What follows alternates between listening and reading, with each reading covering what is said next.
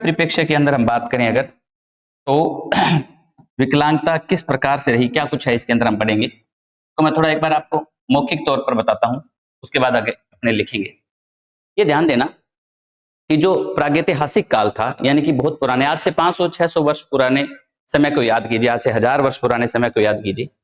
जब किसी के घर पे कोई विकलांग बच्चा पैदा हो जाता था, या हमारे भारत के इतिहास में भी आप देखो, जो विकलांग शासक हुए थे, उनके संबंध में, या पुराने समय में जब विकलांग बच्चा पैदा होता था, उनके संबंध में जो समाज का जो दृष्टिकोण था उस समय, वो बहुत ही उनके प्रति घृणास्पद था। उनके प्रति घृणा थी।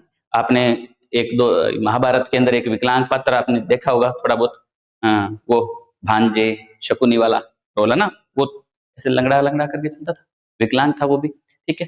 तो हालाँकि उसकी तो हरकतें भी विकलांगों वाली थी। एक तो शरीर विकलांग होना और एक मन विकलांग होने में फ़र्क है। उनका तो ख़ैर मन ही विकलांग था।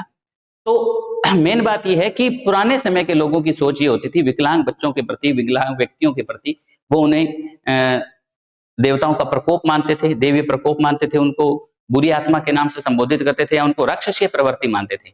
और उन्हें क्या करते थे, या तो उस समय बचपन में ही पैदा होते ही मार दिया जाता था, और अगर वो बड़े हो भी जाते थे तो उनको घृणा की दृष्टि से देखा जाता था।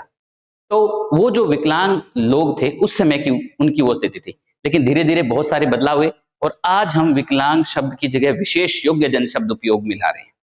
क्योंकि इसमें मूल भावना ये है कि यदि वो विकलांग है, यदि वो मंदबुद्धि है, यदि उसे दिखाई नहीं दे रहा है, यदि उसे सुनाई नहीं दे रहा है, यदि वो लंगड़ा करके चल रहा है, कुछ भी ऐसी स्थिति है, तो उसमें उसका विशेष रूप से कोई दोष नहीं है। कोई दोष नहीं है। कुछ सामाजिक परिस्थितियाँ ऐसी हुई, या कुछ ऐसी घटनाएँ हुई, या कुछ आनुवांशिक चीज़ें ऐसी हुई जिसकी वजह से वो विकलांग हो गया।